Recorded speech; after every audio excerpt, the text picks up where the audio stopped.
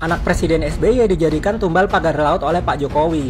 Kok bisa sih AHY diangkat jadi Menteri Tata Ruang dan Pertanahan, kan karirnya dulu di militer. Seharusnya dia jadi Menteri Pertahanan atau Panglima TNI. Ternyata para pembenci Jokowi ini selalu mengatakan perihal demokrasi yang dilukai, demokrasi yang dikhianati. Ya, menurut saya demokrasi di zamannya Bapak Jokowi ini memang kebablasan. Paham nggak? Ya, kalau di zaman Soeharto ada orang yang menggiring opini, ada orang yang menghina presiden, memfitnah presiden, selesai. Belum disebut orang hebat kalau belum punya pembenci. Maka bagaimana kita menghadapi pembenci? Ingat pesan Imam Syafi'i. Kalau ada pembenci itu menjelekkan saya, ngomongin saya, mencaci maki saya akan diam walaupun saya bisa membalas. Baik sahabat sekalian, jumpa lagi bersama saya di channel ini, di mana pada kesempatan video kali ini saya kembali hadir untuk mereaksi beberapa buah video terkait dengan informasi politik tanah air. Dari video ini kita akan melihat beberapa video menyangkut kebencian yang dilontarkan terhadap mantan Presiden Joko Widodo dari para pembencinya, termasuk beberapa orang yang dianggap orang mengerti atau pengamat politik. Di sini ada sebuah video yang menggambarkan terkait kasus pagar laut yang saat ini lagi viral, di mana ketika mantan Presiden Jokowi waktu masih menjabat sebagai presiden, ia menempatkan AHY, putra dari Pak SBY, sebagai Menteri Pertahanan dan juga Agraria dan Tata Ruang. Di situ justru dinilai sebagai sebuah bentuk jebakan yang dilakukan oleh Jokowi terhadap AHY. Hal ini diungkap oleh seseorang dalam sebuah videonya yang menggambarkan bahwa penempatan AHY yang tidak sesuai dengan bidangnya di Kementerian Pertahanan itu sebenarnya sebuah bentuk jebakan yang dilakukan oleh mantan Presiden Joko Widodo. Apakah benar demikian? Mantan Presiden Joko Widodo menjebak AHY dengan cara demikian? Di dalam video ini juga kita akan menyaksikan bagaimana seorang pengamat politik yang sekaligus seorang kritikus, Rocky Gerung, yang memberikan gambaran terkait dengan Pak Jokowi saat ini. Justru dari setiap tamu yang datang berkunjung ke rumah Pak Jokowi, mereka sering membahasnya. Dan baru-baru ini Menteri Koperasi Budi Aris Setiadi ketika berkunjung ke rumahnya Pak Jokowi, justru itu menjadi bahan perguncingan, dan hal ini dibahas oleh Rocky Gerung. Dan di dalam video ini juga kita akan menyaksikan bagaimana para netizen selaku pendukung atau penggemar berat terhadap mantan Presiden Joko Widodo ini memberikan pernyataan statement yang mendukung atau juga memberikan perlawanan sesuai dengan apa yang disebutkan atau apa yang diungkapkan oleh para pembenci terhadap Pak Jokowi. Para netizen ini atau para pendukung ini sekaligus tampil untuk menolong Pak Jokowi secara tidak langsung. Mereka mungkin sangat simpati terhadap Pak Jokowi selama ini yang sudah berjuang keras untuk membangun bangsa Indonesia. Tetapi mereka juga tidak menerima ada pihak-pihak tertentu yang selalu mendiskreditkan atau menjelek-jelekan Pak Jokowi. Baik, untuk tidak memperpanjang kata, kita langsung saja ke video-videonya.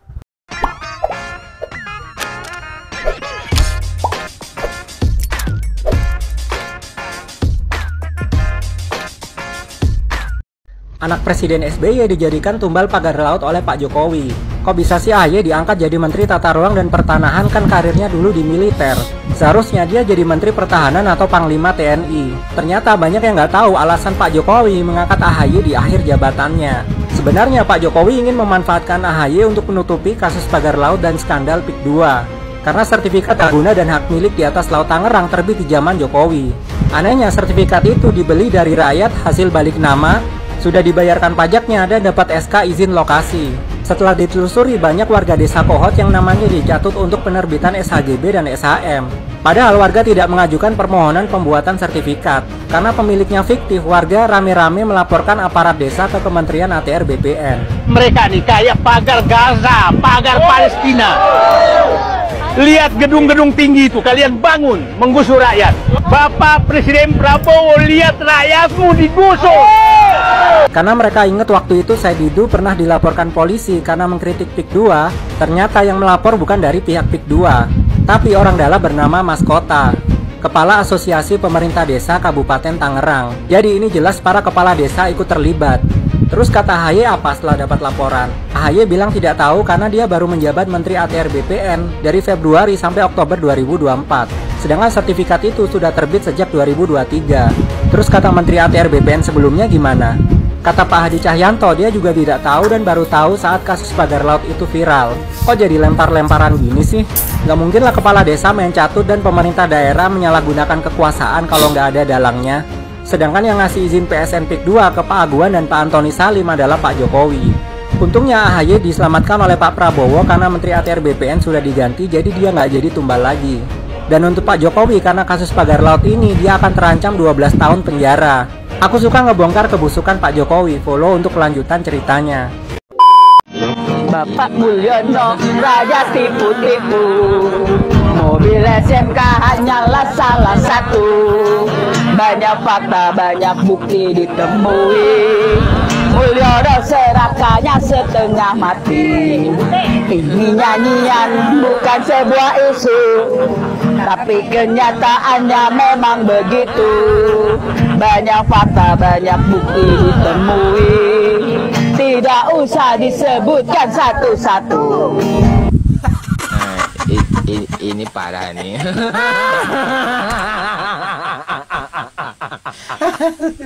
Nah, inilah segerombolan mak-mak yang bego alias tolol. Kenapa saya bilang begitu? Karena dari lirik lagunya aja kalian bisa perhatiin. Katanya, nggak usah dibuktiin satu-satu katanya. Woi, tolol. Tenang. Yang namanya nuduh itu harus kalian buktikan satu persatu. Kenapa nggak bisa dibuktiin? Kan tolol itu namanya. Kok ada ya di Indonesia mak-mak, sekelompok mak-mak yang kayak gini, bego tololnya. Mau aja diperalat gitu ya. Ini pasti masa bayaran ini, nggak mungkin nggak dibayar. Aduh mak, mending pulang ke rumah mak, masakin itu suami, bikin kopi. Itu masih bermanfaat daripada teriak-teriak nyanyi-nyanyi kayak gini, kayak orang gila, tahu nggak? Sementara ya orang yang mak benci itu sekarang coba lihat kecintaan masyarakat ke beliau. Dari penjuru Indonesia ini berkunjung ke rumah beliau untuk hanya sekedar salaman, berfoto. Lah sama kalian mak-mak peot, siapa yang mau foto? Bego dipiara. Mau aja diperalat gitu ya. Aduh. Inilah mental mak-mak kita. Tapi nggak semua ya, nggak semua. Ya gerombolan ini aja. Coba kalian lihat. Tiap ada aksi, mereka lagi. Nggak ada yang lain. Karena yang lain ya nggak mau lah gitu kan. Dia tahu bahwa Pak Mulyono itu dicintai masyarakat, dicintai rakyat. Cuman mereka aja yang keluar-keluar. Ya karena mereka tuh udah ketagihan ya dengan uang demo gitu ya. Setiap demo cair. Jadi udah ketagihan gitu. Pantas aja anak-anaknya nggak pada sukses, bisanya sirik aja ke orang lain. Seharusnya mak, kalau mau mendidik anak itu jangan ngasih anak uang hasil demo, hasil menjelek-jelekan orang lain, nggak bakal manfaat mak, nggak bakalan. Kasihlah dengan uang yang halal agar anaknya bisa sukses kelak gitu loh. Ngasih uang dengan hasil demo, dengan menjelek-jelekan orang lain, apa itu manfaat? Enggak lah. Nggak ngaruh sama sekali, nggak ngaruh. Apapun cacian makian mak-mak itu nggak bakal ngaruh dengan kecintaan masyarakat sama Pak Jokowi, itu nggak bakal ngaruh. Coba lihat, semakin beliau dihina, semakin rakyat tuh mencintai beliau. Ini bukti nih video yang saya puterin.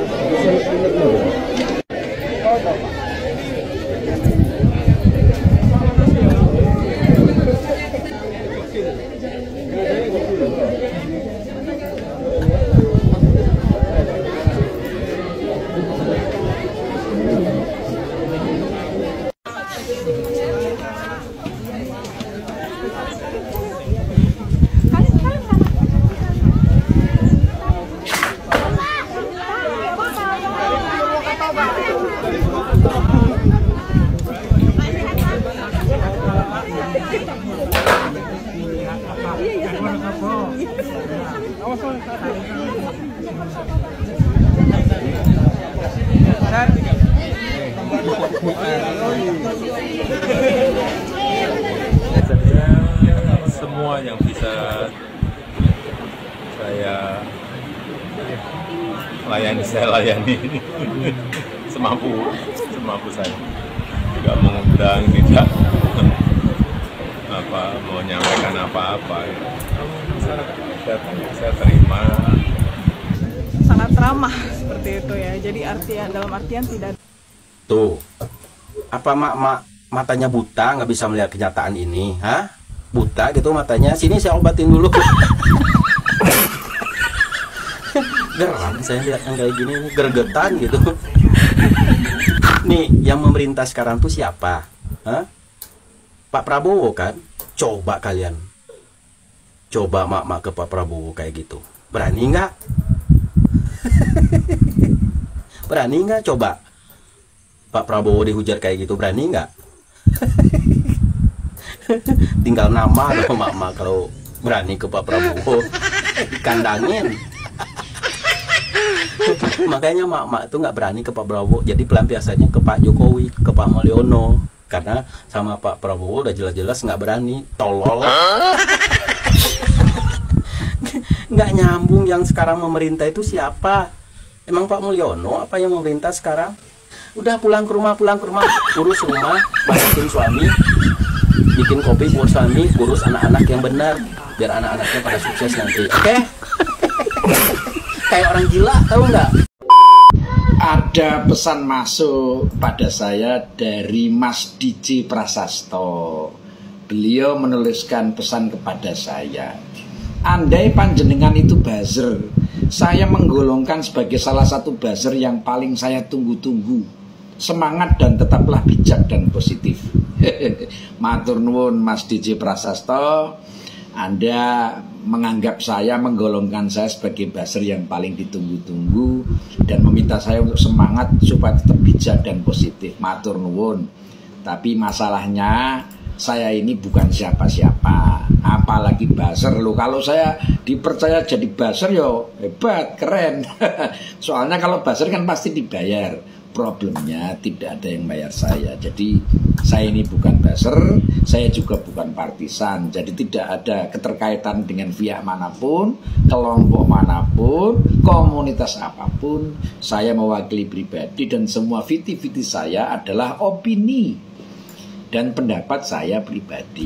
Matur nuwun atas perhatian Mas DJ Prasasto. Semoga saya tetap bisa memberikan hal-hal yang positif, konten-konten yang baik dan bermanfaat buat teman-teman di TikTok. Saya membuat ini semua tujuannya untuk membantu masyarakat objektif melihat. Kalau ada tuduhan, ada tudingan, lebih baik kita pertimbangkan, kita kaji, kita cari referensi dan rujukan supaya kita tidak kemudian membuat tanggapan atau mempercayai sesuatu yang salah. Kita benar kalau kita percaya sama yang salah, yuk jadinya salah. Itu aja Mas DJ Prasasto, matur nuwun perhatiannya dan pesan yang dikirim kepada saya. Semoga bermanfaat. Rahayu. Para pembenci Jokowi ini selalu mengatakan perihal demokrasi yang dilukai, demokrasi yang dihianati. Ya, menurut saya demokrasi di zamannya Bapak Jokowi ini memang kebablasan. Paham nggak? Ya, kalau di zaman Soeharto ada orang yang menggiring opini, ada orang yang menghina presiden, memfitnah presiden, selesai, ya, nggak nunggu waktu lama, hilang kamu. Tapi di zamannya Bapak Jokowi, seorang presiden dengan mudahnya difitnah, dihina di media sosial, dikata-katain sebebas itu. Nah, ini yang dinamakan demokrasi yang kebablasan. Untuk para rakyat Indonesia yang kebanyakan orang-orang yang menghina seorang Jokowi ini nggak tahu diri dan tidak tahu diuntung. Coba aja kamu kembali di masa lampau yang ada di mana Bapak Soeharto menjabat, selesai kamu. Jadi nggak usah banyak omong. Yang saya bingung itu dari sekian banyaknya tuduhan ke Pak Jokowi, satu pun belum ada yang terbukti. Ya, saya juga bingung Pak, beneran. Nggak tahu ya, karena selama itu ya, selama dituduh pun sama anak-anak Abah yang dulu-dulu, anak-anak Rizik ya, lalu yang tidak suka dengan Jokowi saat ini, tuduhan itu banyak sekali, nggak ada yang terbukti. Kita kalau mau relay nanti kita ngomongin ke ranah hukumnya, bahkan memanggil seorang Jokowi ya yang dituduh korupsi yang nggak pernah ya. Ada pemeriksaan kepada Bapak Jokowi yang nggak pernah. Orang baik dituduh, ya mungkin baik untuk kita ya, benar, tapi belum tentu baik untuk orang-orang pembenci Jokowi. Mau sebaik apapun Jokowi melakukan, mau sebaik apapun Jokowi berbuat, itu di mata mereka itu cuman adanya kebencian ya. Itulah kasihannya orang yang asupan otaknya itu kurang mendapatkan asupan yang baik ya, seperti itu Pak. Kita sepakat Pak, kita juga bingung. Saya bingung, banyak orang juga bingung. Tapi ya faktanya gitu, lebih bingung lagi. Pembenci Jokowi ini rata-rata ya, mohon maaf, nggak ada otak. Belum disebut orang hebat kalau belum punya pembenci. Maka bagaimana kita menghadapi pembenci? Ingat pesan Imam Syafi'i. Kalau ada pembenci itu menjelekkan saya, ngomongin saya, mencaci maki saya akan diam walaupun saya bisa membalas. Kenapa? Karena singa tidak terganggu gonggongan anjing. Jadi anggap saja orang-orang yang sedang membenci Anda itu adalah gonggongan anjing. Dan Anda singa, maka Anda tidak perlu terpengaruh, Anda tidak perlu kemudian ikut-ikutan secara emosi membalas orang yang membenci Anda. Pertanyaannya, Anda singa atau gonggongan anjing? Dibayar berapa Mas jadi ternak Jokowi? Saya itu sebenarnya mau kenalan sama kamu Mas, tapi kok ya akunnya di privat. Gini loh Mas, kalau saya itu andai kata saya kerja sama Bapak Jokowi, saya dibayarnya senang-senang saja. Tapi saya ini sebagai masyarakat, Bapak Jokowi itu nggak kenal saya. Saya hanya sebagai masyarakat yang cinta Jokowi, yang sebagai pendukung Jokowi, yang sangat setia sampai detik ini ya. Jadi kalau saya mau seakan-akan membela diri juga percuma ya, ngomong sama kamu itu mungkin nggak akan pernah diterima gitu loh. Lebih baik gini aja, kamu tanya, Mas alamatnya mana, rumahnya mana, saya mau tahu kamu, dan saya mau tanya-tanya, malah saya sangat senang hati. Ngobrol aja sama saya depan saya, tanya langsung, Mas dibayar berapa gitu ya kan. Nanti kamu bisa lihat apa ya, yang kamu bisa lihat lah pokoknya ya, seperti itu. Saya itu nggak perlu dibayar Mas, yang ada saya bayar orang, paham ya. Jadi ya kalau nggak percaya main-mainlah ke rumah saya, nanti ada kopi, ada makanan ya, saya suguhi. Saya anggap kamu itu sebagai saudara. Saya nggak akan seperti orang yang gimana ya Mas ya, terlalu gimana lah. Hal pertanyaan seperti ini udah biasa aja. Saya anggap ini pertanyaan yang umum gitu aja. Main-main Mas ke tempat saya Mas, ayo silaturahmi, ngobrol, boleh tanya apa aja sambil sharing-sharing. Oh, saya baru tahu, ternyata setelah kunjungan Pak Prabowo ke tempat Pak Jokowi, itu besoknya di kemudian harinya itu berkunjung lagi ke rumahnya Pak SBY. Tapi kenapa pas kunjungan ke rumah Pak Jokowi baru diributin oleh kaum pembenci? Hah? Ada apa? Ini menunjukkan bahwa ya, secara tidak langsung ya, kaum pembenci ini, barisan sakit hati ini masih mengakui bahwa power Pak Jokowi masih kuat. Ya enggak? Ya. Sehingga selalu dipermasalahin, ya. Kayaknya apapun dilakukan Pak Prabowo, Pak Jokowi itu salah semua kayaknya. Mulyono, ada sebuah lagu nih untuk Anda. Hore, bagus mas musiknya. Saya pesan lagi dibikin koplo kalau bisa ya. Anda bikin lagu seperti itu, menyanyikan lagu seperti itu, bangga. Memang Pak Jokowi bahas seperti itu tidak penting, cuma lagu masih dijogetin. Anda tahu nggak, Pak Jokowi waktu menjabat itu dihujat, difitnah yang sangat kejam-kejam sekali. Bahkan keluarganya, istrinya, sampai cucunya yang masih kecil pun dihujat. Apa dia membalas? Ditertawain saja. Pak Jokowi itu difitnah, dihujat, ibarat seperti bom meledak. Nanti hanyutnya hanya sebentar, sekilas. Itulah orang yang dilindungi oleh Allah. Kehebatannya Pak Jokowi. Anda itu anak muda, jangan jadi pecundang. Tidak bisa mensyukuri keberhasilan pemimpin Anda sendiri. Tidak bisa berterima kasih. Jangan-jangan Anda juga menerima bantuan. Kalau sekolah kamu masih bantuan sekolah ya. Jangan munafik. Seandainya kau dapat, apakah tidak malu kamu?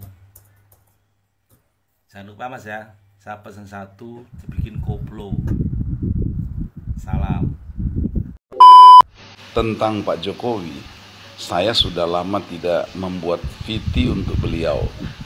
Saya hanya memantau melalui berbagai mass media yang memberitakan aktivitas Pak Jokowi, baik di rumahnya maupun di tempat-tempat khusus di mana beliau berkunjung, baik sendiri maupun dengan keluarga.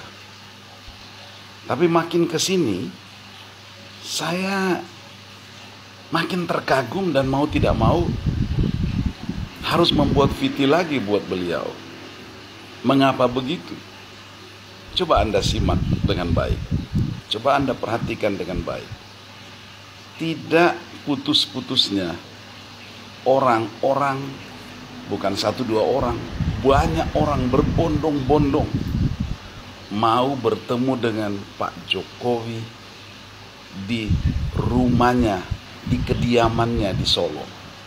Wow, saya rasa belum pernah terjadi dimanapun di seluruh dunia ada pemimpin yang sudah turun sebagai kepala negara, presiden, perdana menteri atau apalah, rakyatnya masih mendatangi rumahnya dalam waktu yang lama sesudah turun. Dan sampai hari ini itulah yang terbukti dalam diri seorang Pak Jokowi. Menegaskan apa? Sudah pasti ini menegaskan kecintaan rakyat kepada Pak Jokowi. Bukan cuma rakyat biasa yang datang, elit-elit politik, elit-elit partai, para pebisnis, dan orang-orang yang penting itu justru bergantian datang mengunjungi Pak Jokowi. Entah kenapa ya, sosok Pak Jokowi ini benar-benar sepertinya hanya bertemu saja sudah memberikan nilai tambah. Apalagi elit-elit tertentu tentu dengan kepentingannya masing-masing memerlukan nasihat, pandangan, dan atau mungkin lebih tepat legitimasi tak tertulis supaya mereka dapat makin maju, langgeng dalam apa yang mereka sedang geluti, apakah di bisnis, politik, dan atau lain-lain. Pak Prabowo sendiri memberikan respek yang benar-benar luar biasa kepada Pak Jokowi, seolah-olah Pak Prabowo mau umumkan, tanpa peran Pak Jokowi saya tidak bisa berada pada posisi seperti sekarang ini sebagai Presiden Republik Indonesia. Wow, sangat beralasan. Memang beberapa kali secara langsung ataupun tidak langsung Pak Prabowo menegaskan hal itu. Dan saya sebetulnya tidak berpikir untuk bertemu Pak Jokowi ke Solo, tapi belakangan saya mulai mempertimbangkan, oke lah, walaupun sebelumnya saya sudah bertemu dengan Pak Jokowi mulai pencalonan pertama mulai tahun 2019.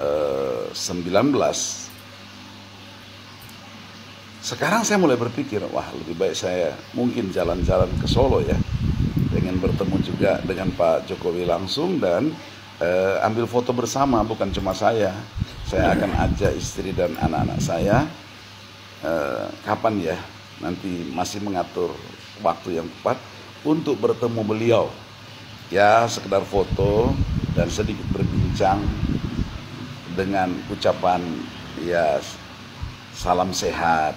Semoga Pak Jokowi makin diberkati dan keluarganya, dan apa yang dicita-citakan bagi bangsa dan negara akan benar-benar makin mewujud kepada keberhasilan demi keberhasilan melalui pemerintahan dan atau masyarakat sesudah Pak Jokowi memimpin selama 10 tahun yang telah lewat. Dan kita ingat juga IKN yang benar-benar di tangan Pak Jokowi itu bisa diwujudkan. Luar biasa, kita berharap apa yang sudah dirintis, dilakukan oleh Pak Jokowi akan terus diteruskan, dilanjutkan bagi Pak Prabowo dan pemimpin setelah itu, setelah Pak Prabowo, untuk membuat Indonesia emas, mencapai Indonesia emas di 2045 dan Indonesia makin sejahtera. Diperhitungkan secara serius di dunia internasional. Tanpa Indonesia, dunia akan kurang. Oke, selamat buat Pak Jokowi, salam sehat dan semoga tetap semangat, diberkati dalam seluruh keluarga. Oke, terima kasih. Bung Rocky Ketua Projo ini sekarang yang menjadi Menteri Koperasi ya, Budi Ari Setiadi itu baru saja menemui Presiden kok presiden saya jadi ikut-ikutan, ini mantan Presiden Jokowi. Sorry ya kalau salah ya. Nah ini kepada media, Budi Ari mengaku dia nggak ada membicarakan masalah apa-apa, nggak bicara masalah politik, katanya masalah nggak, hanya silaturahmi biasa saja. Emang ada orang yang percaya yang begituan? Kita ditafsirkan kalau Pak Menteri Koperasi bertemu dengan Pak Jokowi dan tidak ada konferensi pers, itu artinya beritanya dahsyat, kan? Itu sebetulnya cara kita membaca between the line. Jadi kalau Pak Budi Ari sebagai Menteri Koperasi tiba-tiba pergi ke Jokowi dan keterangannya tidak membicarakan sesuatu, itu artinya ada sesuatu yang penting yang dibicarakan yang tidak mungkin diinformasikan. Kan begitu cara kita membaca apa yang tersembunyi di dalam komunikasi politik. Jadi Pak Jokowi juga mengatakan hal sama, oh hanya silaturahmi biasa. Jadi terus silaturahmi biasa itu artinya ada yang luar biasa yang tidak mungkin sekedar disilaturahmikan, kan? Dasarnya itu, karena ini adalah soal yang menyangkut isu gosip, kasakusuk tentang keterlibatan Menteri Koperasi di dalam urusan judi online. Jadi sebetulnya kita menduga dengan kuat bahwa ada sesuatu yang serius yang menyebabkan Pak Menteri itu terbang mungkin dengan agak tergesa-gesa karena terbatasnya waktu Pak Jokowi untuk bercakap-cakap secara serius. Karena kita tahu bahwa ada kesibukan lain Pak Jokowi, yaitu menunggu jemaah atau rakyat sekitar untuk bertemu dan berfoto-foto.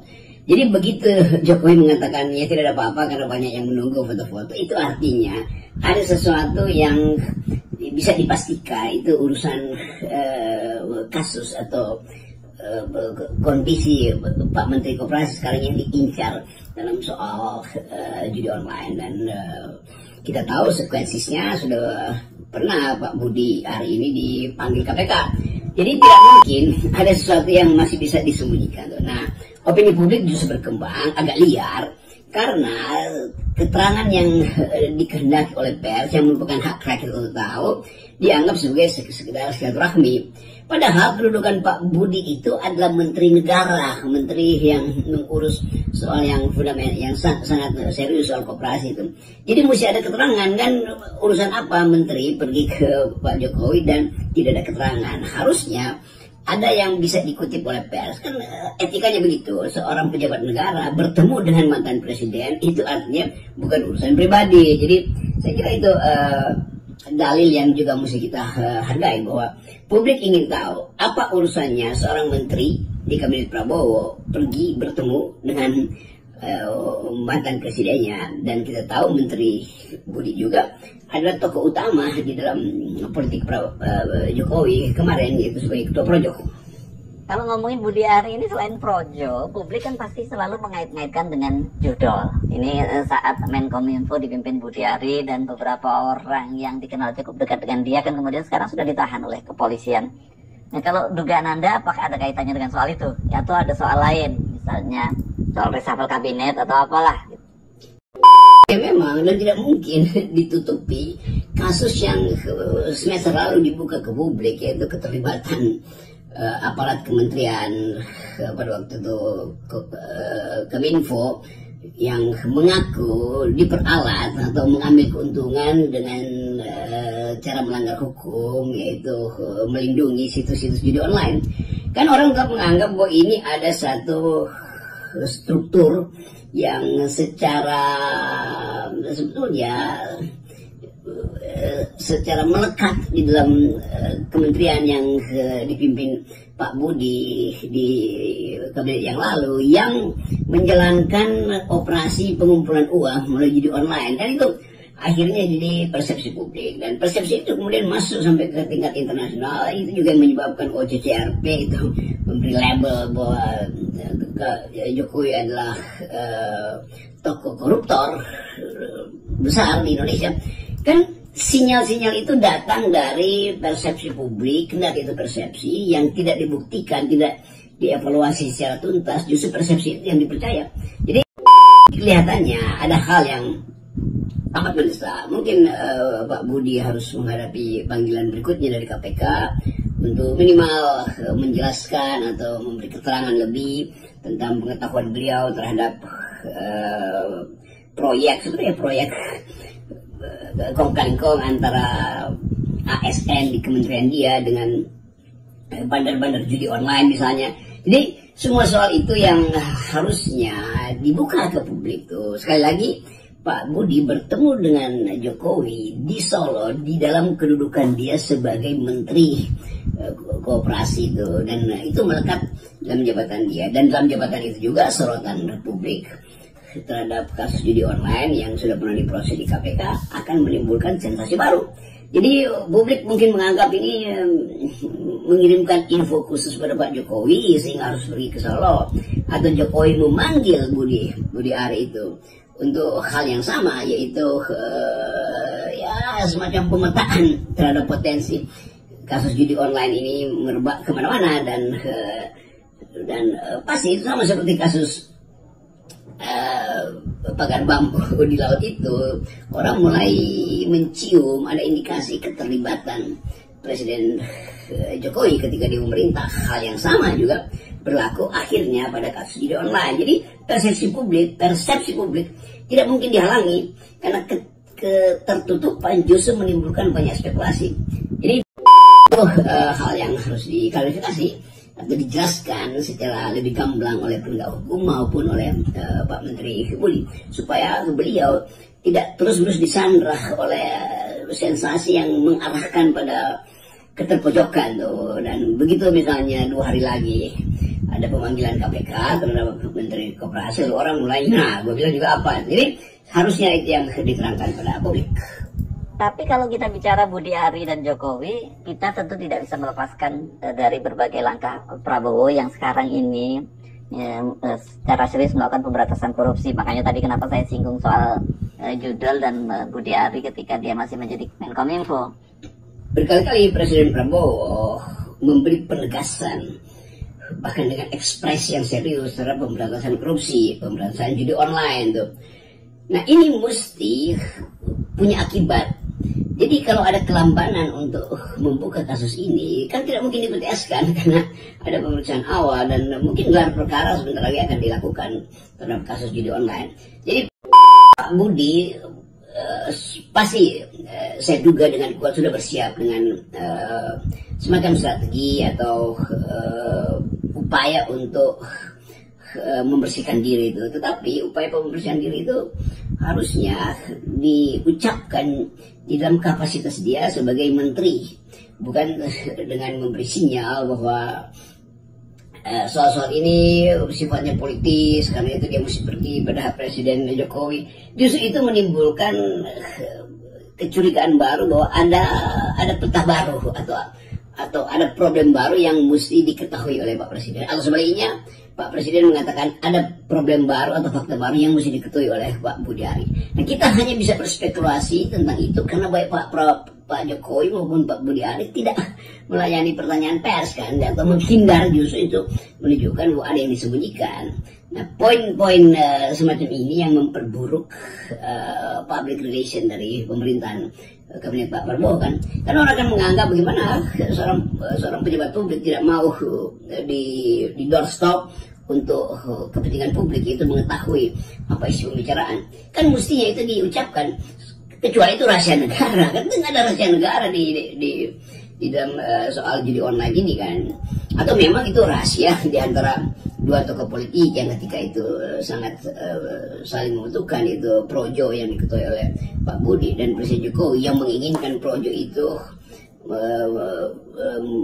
meluncang atau membenarkan aspek-aspek politik Jokowi yang menghendaki perpanjangan masa kekuasaan kan.